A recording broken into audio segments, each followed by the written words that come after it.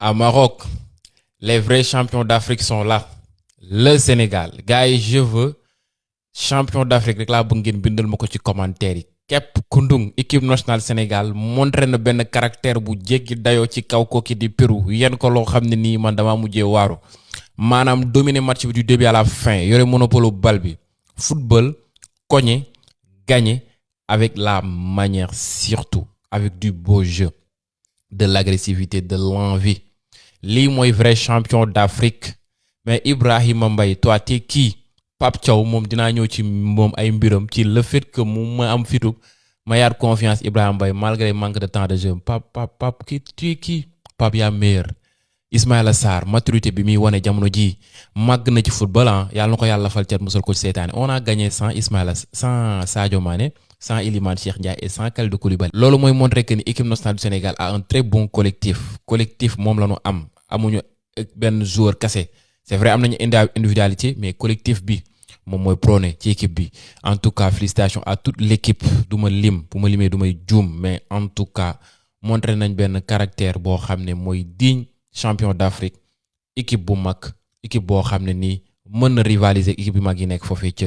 monde entier je veux ci commentaire yi champion d'Afrique amul leneen jaa ngeen jëf. Sénégal tey benn adversaire la amoon si match bi te nekkul woon Pérou tey adversaire Sénégal bi Maroc la woon regardez ça chambré de partout xool leen kii li mu floqué sa maillot voleur de serviette xool leen kii tamit nee na une coupe ça se gagne sur le rectangle vert pas par email non tey marocain li ñu jël si ay balles perdues mënuma laa ni mu toll waaw gars yi mais photo bi comme ni ñu ko annoncé woon avant match bi lii nekkul simple match amical mais c'est une fête et pour le show Youssou Ndour et Mbaye Dièye Faye non mais ils ont géré même Booba un rappeur sénégalais en même temps français était attendu mais malheureusement dafa forfait dernière minute donc Youssou Ndour ak Mbaye Dièye Faye ñoo fi nekkoon te géré nañ show bi pour match bi nag on va pas trop rentrer dans des détails parce que c'était un match amical comme ni ma leen ko waxee sànq joueurs yi aussi war a ñibbiwaat seen club bi ci jàmm ak salaam donc soxla wuñ ci woon yenn intensité yi mais fallait quand même gagner le match et c'est ce que l'équipe a fait le premier buteur du match c'est Nicolas Jackson sur une magnifique passe d'Ibrahima Mbaye Ibrahima Mbaye tey aussi un très bon match de sa part par la suite si lañ ñëw en deuxième mi-temps Ismaïla Sarr dugal le but du break au final Sénégal gagné Pérou 2-0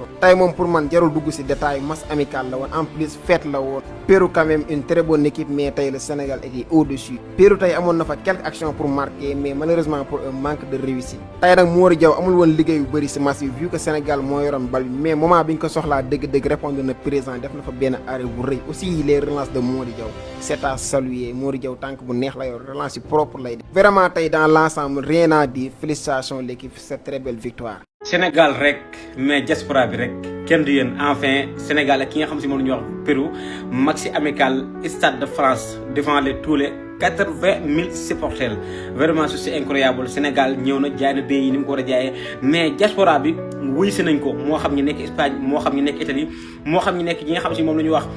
biir France vraiment ñu def lu exceptionnel seen réew jaral leen ko ñu ñëw assister li nga xam ne moom la ñu am match bi Sénégal jàpp Pérou benn test boo xamante ni Sénégal mi ngi koy def préparer li nga xam ne moom la ñuy wax coupe du monde bi nga xam si lañ jëm ak député de ki nga xam si moom la ñuy wax Nicolas Jackson ak ki nga xam si mën ne moom la ñuy wax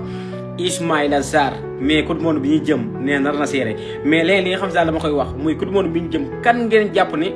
si attaque bi waruñu topp yéen selon yéen kan ngeen gis moo xam ñu dépassé premier mi-temps bi moo xam ñu dugg en deuxième mi-temps mais Ibrahima Mbaye vraiment quel joueur vraiment joueur boo xam ne je l'aime ndax man façon bi mu si footballé moom a neex en fait muy moom jeu à direct moom xamul jël bal di tourner loolu moo ñu permettre ma ne premier bi si ay tànkam la jógee jël bal bi contrôle jëm si surface bi ñëw retiré ki nga xam ne ñuy wax Nicolas Jackson dugal ko deuxième bi nag benn kii boo xam si ma ne doon na ko doon benn profondeur défensive bi jongalu Ismaïla Sarr fekk ko fa laal ko si li nga xam si moom la ñuy wax premier poto bi mais vraiment Sénégal ni football tey actuellement nii mën na ne dal na xel mais li may wax en fait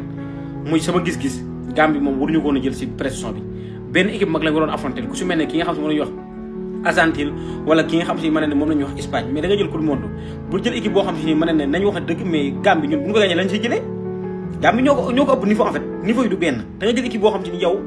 da nga ko natt si adversaire yi nga xam si war nga ko am si coupe du monde bi ku si mel ne France ak ku si mel ne Norvège mu vraiment mu nekk match yoo xam si ni ñun moom la ñu gën a xaar Sénégal te il fallait que nga génn il fallait que nga gagné ci match yooyu benn moo tax ñu ngi koy waxee champion d'Afrique moo nekk loo xamante ne jarul forcé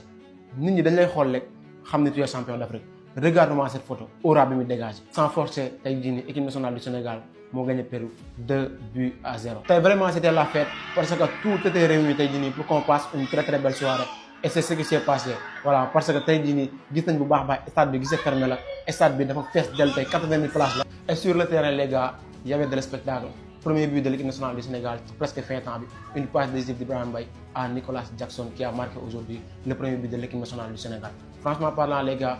match bi soo xoolee dans sa globalité c'était satisfaisant laa mën a wax. Pas trop d'occasion parce que Pérou xam nañ bu baax a baax équipe sud-américaine dañoo naqaree footballal mais tey Sénégal géré na ko. En seconde période gis nañ bu baax a baax équipe nationale du Sénégal aussi sans forcer aussi ils ont essayé de jouer dawal bal bi Pape a procédé des changements yoo xamante ne important maytan certains jours yi et gis nañ bu baax a baax Ismaïla Sarr aussi a marqué le deuxième but actuellement je peux dire que bokk na ci joueurs Sénégal yi gën a décisif voilà dans le monde. tey jii nii mu confirmer ko tey en sélection franchement parlant Ismaïla Sarr bii nii suñ ko amee coupe du monde duñ wax dara. Je vous rappelle que match tey bii nii y avait pas Sadio Mané même si que c'est pas le Pérou des années passées mais franchement équipe très très solide parce que tey jii nii gis nañ bu baax a bloc baa la ñu joué mais quoi qu'on puisse dire te équipe nationale du Sénégal géré na ko victoire 2 buts à 0 et pour moi c'était le plus important. trop facile en fait victoire bi li ma si gën a neex mooy 2 étoiles yi nga xamante ne am nañ ko tey moom lañ indiwaale laal suñu ñaari but ba pare on a montré que le champion d'Afrique ça se force pas jarul forcer en fait ça vient naturellement. Victoire du Sénégal sur Pérou 2 buts à 0 grâce à Nicolas Jackson et le but de Ismaïla Sarr qui a fait aussi un match pas mal. Voilà, il a marqué son but. Nicolas Jackson aussi, il a fait un match spectaculaire et il a marqué son but aussi. Pour moi, il n'y a pas de surprise sur cette victoire parce que tout le monde sait que le Sénégal actuellement, il est devant Pérou et on l'a montré sur le terrain. La victoire, on l'a pas forcé, on a gagné naturellement. Voilà, une victoire simple et un contenu extraordinaire parce que en deuxième période, le Sénégal a bien joué. Peut-être première période, il y a eu toutes les difficultés, mais après on s'est ressaisi, nous avons joué, c'était un jeu très fluide. Voilà, très fluide. Et on avançait vers l'avant souvent. On a vu aussi un Ibrahima Mbaye très percutant, très virevoltant. Le gars, à 18 ans, il fait ses ans de performance. Franchement, il faut saluer. Il a fait un très grand match. Il prenait beaucoup d'initiatives. En fait, man li ma gën a neex si moom mooy son audace. Le gars, il est audacieux. À chaque fois, day wane que ni même bu fekkee xaleel day ñëw ba ci suuf, il récupère les balles, dem def percussion, centré ñu dugal. En plus, il pesait très lourd ci attaque défense ki nga xamante ni mooy Pérou. On a remarqué aussi que le collectif était bon parce que gis nañ ni voilà au niveau du milieu de terrain, deuxième mi-temps bi Sénégal dafa nangu milieu de terrain bi si ki nga xamante ni mooy Pérou. Même premier mi-temps bi aussi mën naa ni Sénégal moo dominé woon Pérou ci digg milieu de terrain parce qu'on avait un très bon Gana Gueye boo xam ne dans les contre-pressing, il fait des replis extraordinaires. Pape Gueye aussi, voilà, il était dans son match, il a fait le match qu'il fallait. Au niveau de la défense aussi, on a remarqué que ki nga xamante ni mooy Mamadou Sarr ak Moussa Niakhaté ñu ngi commencé di retrouver une fluidité boo xam ne am na si ñoom ñaar et c'est une bonne chose. On a vu aussi la prestation de Mori Diaw malgré qu'il a fait une erreur qui a failli nous coûter un but, mais dans l'ensemble il a fait un match extraordinaire. Franchement, la victoire on l'a pas forcé et on a montré encore une fois qu'on est champion d'Afrique. Dites-moi ce que vous pensez dans les commentaires. ak seen digganteeg yàlla dëkk Sénégal neexulee ak seen digganteeg yàlla supporter Sénégal neexul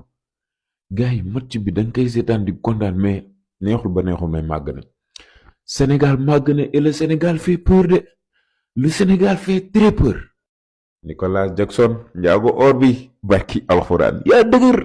sama gars yi wala mais c'est Jackson waay gis nga fenn bu baax j'espère waay mon attaquant le meilleur attaquant du monde à chaque fois je vous le répète tey qui a marqué deuxième but Ismaïla Sarr. Je fais une dédicace à Ibrahima Mbaye pour la passe décisive. Quel jour et sama gars Ibrahima Mbaye jël na un cran en dessus raw na ki nga xamante ne mooy Assane Diao pour mu ñëwaat comme premier changement mu nekk premier changement foog mu dépasse Ibrahima Mbaye Ibrahima Mbaye moo fi ne jërëm seen xalaat na ngeen gisee match bi. Ça a été une fête totale, un régal, machallah jërëm seen xalaat ba bëri incha allah kër sur vous.